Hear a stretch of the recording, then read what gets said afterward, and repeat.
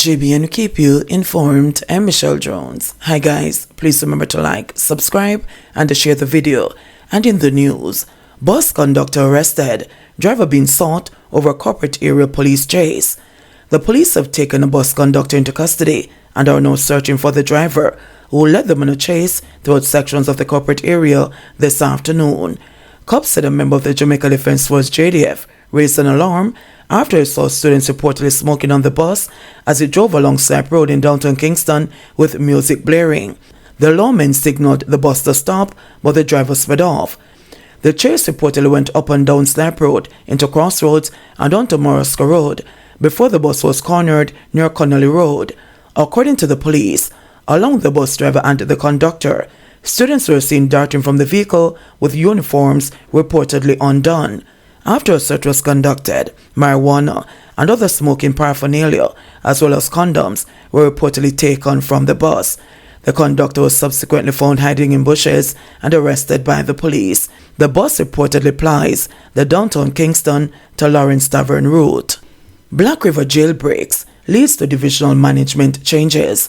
The High Command of the Jamaica Constabulary Force JCF has made several management changes in the St. Elizabeth Division, following the escape of 8 inmates from the Black River lockup on Monday.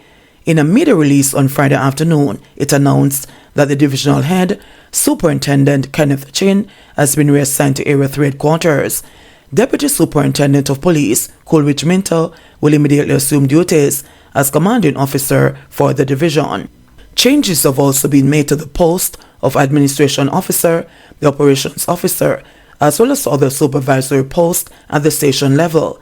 These changes will facilitate a thorough and unimpeded investigation into the circumstances leading to the escape of the inmates as the investigation progresses. 2 JCF members have been indicted pending further inquiries, the High Command explained. It added that the Inspectorate and the Professional Standards Oversight Bureau is leading a comprehensive management review of the division. The relevant video footage has been secured and is being reviewed, while our Scenes of Crime unit has visited the location and collected essential evidence. This will allow us to assess the underlying causes of the escape and evaluate the degree of adherence over time to JCF policies and guidelines, it stated. Preliminary reports suggest the inmates managed to escape from custody by cutting through a ventilation grill at the back of the cell. The escapees are 31-year-old Oral Cole from Comfort Hall, Manchester, 34-year-old Richard Brown from Middle Quarters, 38-year-old Alric Hutchinson from Brighton District, and a 34-year-old Dean Simpson from Turner Top, all in St. Elizabeth.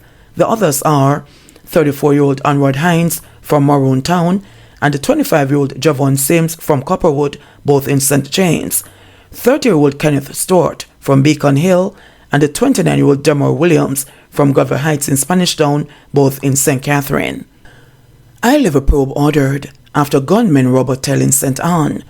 Police Commissioner Major General Anthony Anderson has ordered a top-level investigation into an incident in which gunmen stormed the FDA Hotel in Runaway Bay, St. Anne on Friday morning, robbing staff and overseas guests.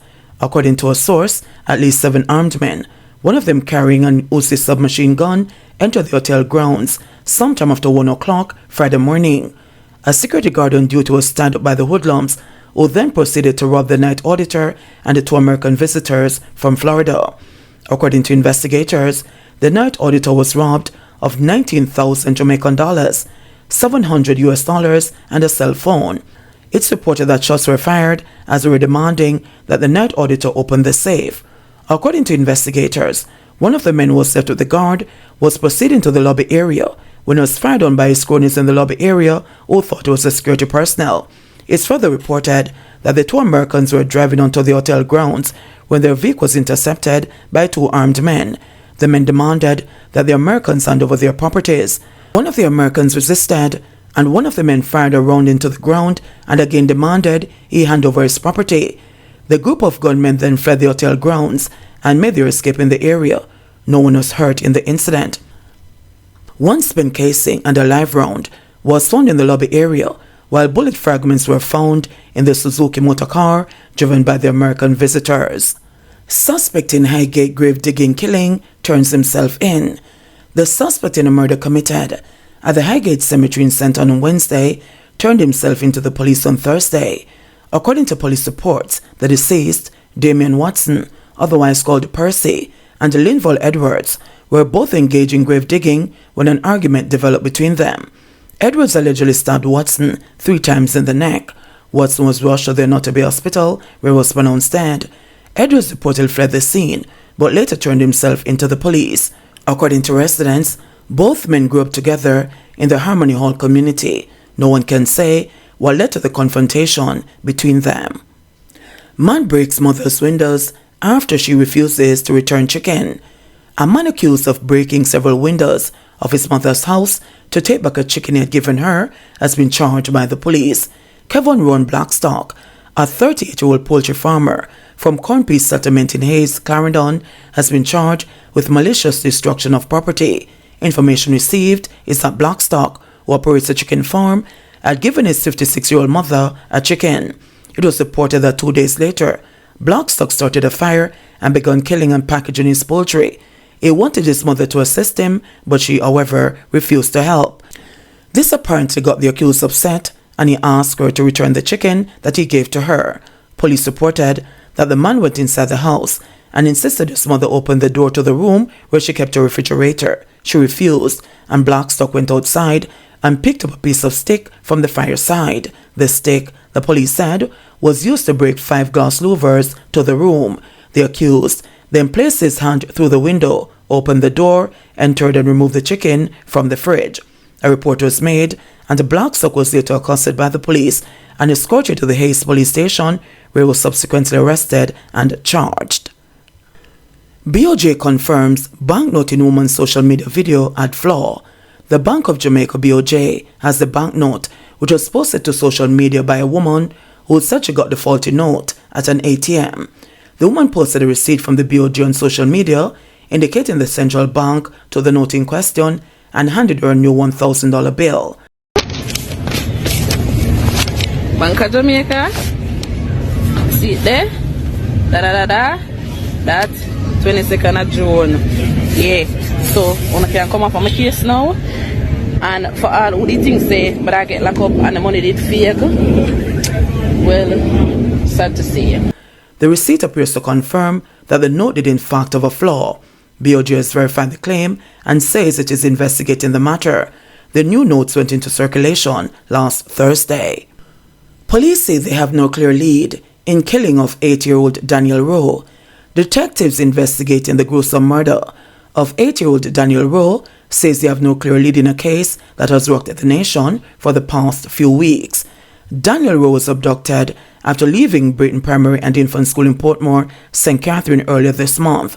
She was later found on Roosevelt Avenue, St. Andrew, more than 13 miles away from her school, with her throat slashed.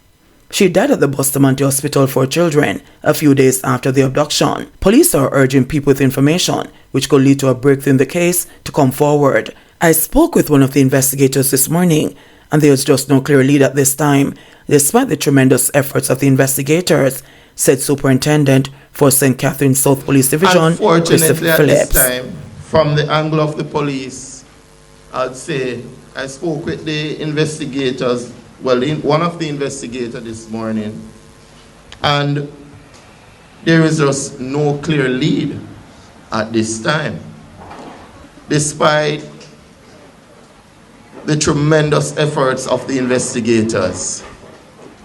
Nonetheless, they continue to go at it with the investigation.